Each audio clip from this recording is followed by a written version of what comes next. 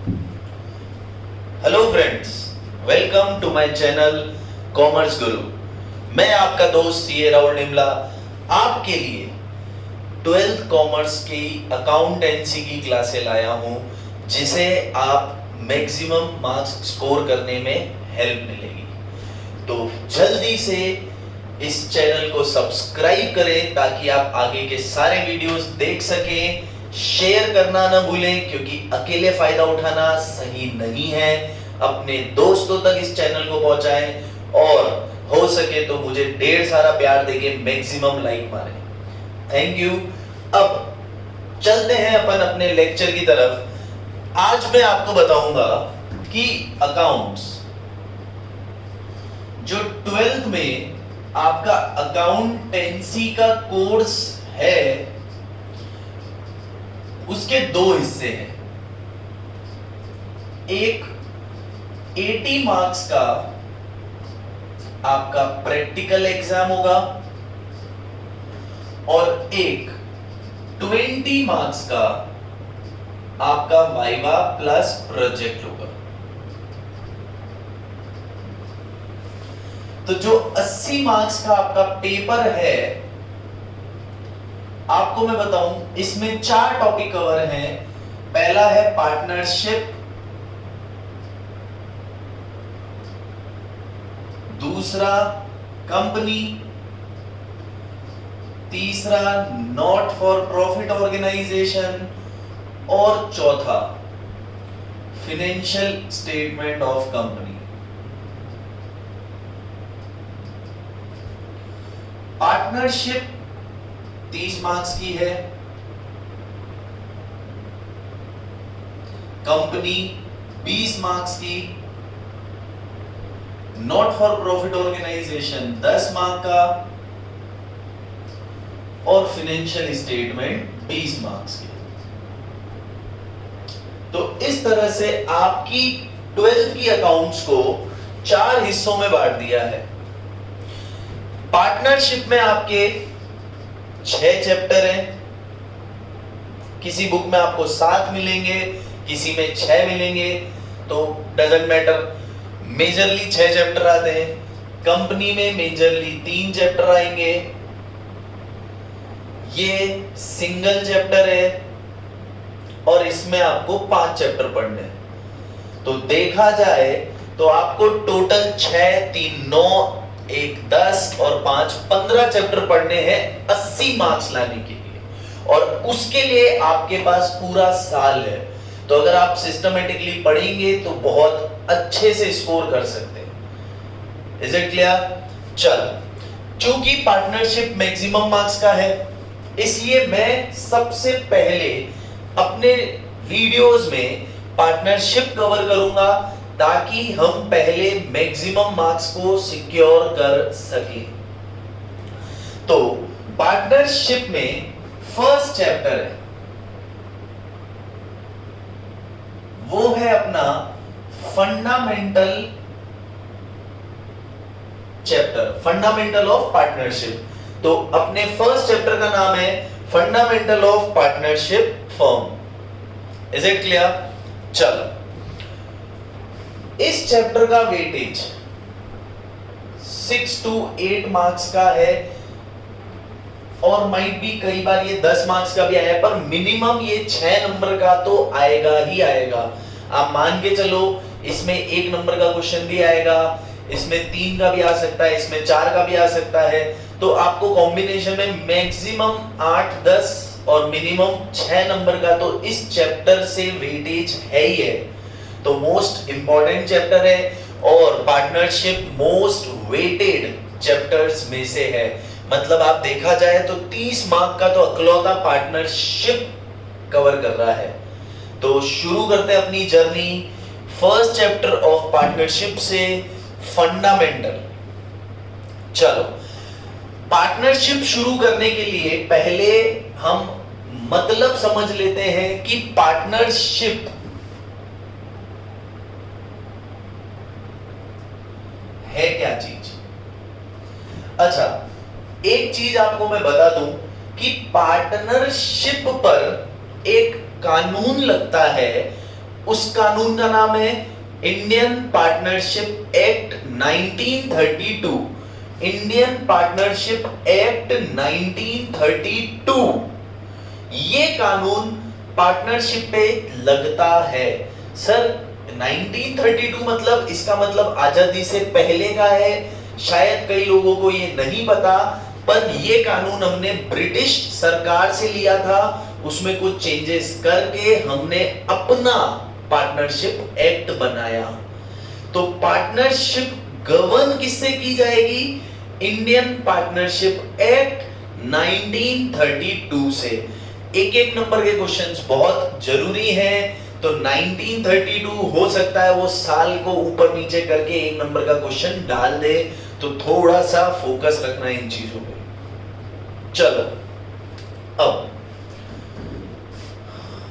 भाई, गुरुजी जानना चाहते हैं कि बेटा पार्टनरशिप क्या होती है, जरा मुझे ये बताओ कि पार्टनरशिप है क्या। तो मन में एक बार आप झांक कर देखोगे तो मन में सबसे पहला सवाल आएगा, सर जहां दो या दो से ज्यादा लोग मिलकर कुछ कार्य करें उसे पार्टनरशिप कहते हैं। तो पहला चीज जो आपके दिमाग में आती है पार्टनरशिप को लेके, वो ये होती है कि दो या दो से ज्यादा लोग, दो या दो से ज्यादा लोग। तो गुरुजी इस बात को जरूर लिखेंगे, when two or more person। भाई पर्सन बड़ा इंपॉर्टेंट लग गया मुझे। टू और मोर पर्सन, जब दो या दो से ज्यादा लोग। तो इससे एक चीज मुझे समझ में आई, वो ये कि एक जना कभी भी पार्टनरशिप नहीं कर सकता है। पार्टनरशिप करने के लिए कम से कम दो लोग तो चाहिए ही चाहिए। चलो, राम और श्याम बहुत अच्छे दोस्त हैं, जहां देखो साथ में घूमते हैं, फिरते हैं, मजे करते हैं, मूवी साथ में जाना, हर जगह साथ में घूमते हैं। अब मेरा सवाल, क्या वो दो लोग हैं? तो गुरुजी हाँ वो दो हैं, लेकिन क्या वो पार्टनर है? नहीं नहीं, वो पार्टनर नहीं है, वो तो क्या है? दो दोस्त है। तो सर यहां पर when two or more person, सिर्फ यही डेफिनेशन खत्म नहीं होती है, क्योंकि दो लोग तो दोस्त भी तो हो सकते हैं और उनमें कोई और रिलेशन भी हो सकता है। पर हमें जानना है कि दो लोग क्या करेंगे। तो दूसरी इसमें इंपॉर्टेंट चीज है वो है एग्री। दूसरा जो इंपॉर्टेंट चीज है वो इसमें है एग्री करना, बड़ा जरूरी है। अब समझो राम और श्याम दो दोस्त हैं, राम में दिमाग है, श्याम के पास बहुत पैसा है। तो राम ने अपना दिमाग यूज करते हुए श्याम को एक ऑफर दिया कि श्याम दोस्त एक काम कर, तू तेरे घर से 10 करोड़ रुपए ले आ, वो 10 करोड़ तू मुझे दे, अपन दोनों मिलकर एक अच्छा बिजनेस सेटअप करते हैं, उसमें हम एक कपड़े की दुकान लगाएंगे, आलीशान शोरूम बनाएंगे, लाइटिंग, एसी, ये वो बहुत अच्छा करेंगे, और तुझे कुछ करने की जरूरत नहीं है, सारा बिजनेस मैं मैनेज करूंगा, सारा भार मेरे ऊपर है, तू टेंशन फ्री रहे, तू तो बस घर से 10 करोड़ रुपए ले आना, सारी मेहनत मैं कर लूंगा, तू घर पे बैठ के मजे करना। लास्ट में जब साल खत्म होगा तब हिसाब कर लेंगे, जो भी निकलेगा उसका 10% तू रख लेना, बाकी का बचा हुआ मैं रख लूंगा। 10% माने 10%, 10% तू रख लेना, बाकी का मैं रख लूंगा। श्याम ने बोला सही बात है बेटा, तू ही होशियार है, इतना बेवकूफ भी नहीं हूं मैं। ये बोल के वो निकल गया। अगले दिन जब शाम आया तो राम ने बोला भाई मेरे पार्टनर कैसा है? तो बताओ इस पे शाम का जवाब क्या होगा? शाम बोलेगा भाई मैंने एग्री नहीं करा है, तो हम पार्टनर नहीं है, हम दोस्त ही हैं। तो खास चीज इसमें क्या होनी चाहिए, यहां पर पार्टनर बनने के लिए सभी को एग्री करना जरूरी है। अगर कोई एक बंदा एग्री नहीं करता है तो पार्टनरशिप नहीं बनेगी। तो पार्टनरशिप जब शुरुआत ही एग्री से नहीं होगी, एग्रीमेंट से नहीं होगी, तो बात आगे बढ़ेगी ही नहीं। आगे बात बढ़ानी है तो उनको एग्री कराना जरूरी है। तो हमने 2 पॉइंट सीखे कि लोग होने चाहिए 2 से ज्यादा, और जितने भी हो 2, 4, 6, 10 सब एग्री होने चाहिए। अब सर ये भी पूरी बात कहां हुई, क्योंकि राम और श्याम पार्टनर थे। एक दिन राम ने श्याम को फोन किया, बोलता है चल यार दोस्त मूवी पे चलते हैं। श्याम ने कहा अरे यार मैं भी यही सोच रहा था, चल। क्या राम और श्याम 2 जने हैं? हाँ, 2 या 2 से ज्यादा चाहिए। क्या वो दोनों एक ही चीज को लेके एग्री हो रहे हैं? Answer is again yes. तो मुझे एक बात बताएं, अगर 2 लोग सेम चीज पे एग्री हो रहे हैं तो क्या वो पार्टनर बन गए कि अभी भी वो दोस्त है? सोचिए, वो अभी भी दोस्त हैं। क्यों? क्योंकि सिर्फ एग्री करना ही पार्टनरशिप का मकसद नहीं है। एग्री किस पर करना? To run a business. To run a business. Agree business पर करना जरूरी है।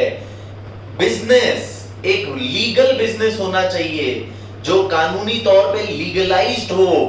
बिजनेस, अगर वो किसी बिजनेस को लेके एग्री करते हैं कि हाँ दोस्त अपन दोनों मिलकर ये बिजनेस करेंगे, मैं इतना हिस्सा काम करूंगा, तू ये काम करना, मैं इतना पैसा लाऊंगा, तू इतना पैसा लाना, ये प्रॉफिट रहेगा, ये आईओसी रहेगी, ये आईओडी रहेगी, एग्री करते हैं सेम टर्म्स पे बिजनेस को चलाने के लिए, तो पार्टनरशिप है। अच्छा, बिजनेस भी कौन सा होना चाहिए? तो ध्यान से समझना, मैंने ऊपर बताया था एक नॉट प्रॉफिट ऑर्गेनाइजेशन। ये एक तरह की ऑर्गेनाइजेशन होती है जो बिजनेस में प्रॉफिट कमाने के लिए नहीं बनी है। जैसे आपने बीइंग ह्यूमन का नाम सुना होगा, 100% सुना होगा, सलमान खान के काफी सारे फैंस भी होंगे यहाँ। तो बीइंग ह्यूमन एक नॉट फॉर प्रॉफिट ऑर्गेनाइजेशन है, वो संस्था सेवाएं देती है। ऐसी कई ऑर्गेनाइजेशंस हैं जिनका काम सेवा देना है, जिनका काम पैसे कमाना नहीं है। बीइंग ह्यूमन नो डाउट थोड़ा बहुत पैसा कमा रही है, बट अपन उसके मेन मोटिव को देखें तो उसका मेन मोटिव क्या है? सेवाएं देना। तो अगर 2 जने मिलके कोई इस तरह का बिजनेस खोले जिसमें उनका लक्ष्य ही क्या है, उनका टारगेट ही क्या है, लोगों को फ्री में सर्विसेज बांटना, तो वो पार्टनरशिप की डेफिनेशन में कवर नहीं होंगे। पार्टनरशिप की डेफिनेशन में कब कवर होंगे?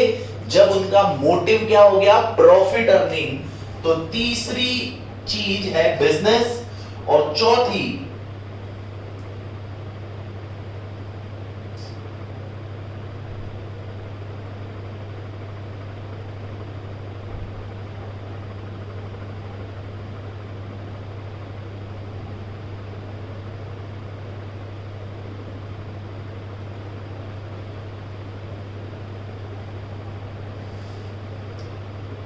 Profit motive should be there. जरूरी नहीं है प्रॉफिट हो सकता है लॉस भी हो जाए, पर उनका लक्ष्य, उनका टारगेट जो है, उन्होंने जो बिजनेस स्टार्ट किया है वो प्रॉफिट लेकर किया होना चाहिए कि हम कमाने के लिए आए हैं, कमा कर जाएंगे। हो सकता है नुकसान हो जाए, वो बात की बात है, बट जो नींव डली थी वो प्रॉफिट की होनी चाहिए। अब यहीं पर डेफिनेशन खत्म नहीं होती है, इसमें एक पार्ट और कवर है,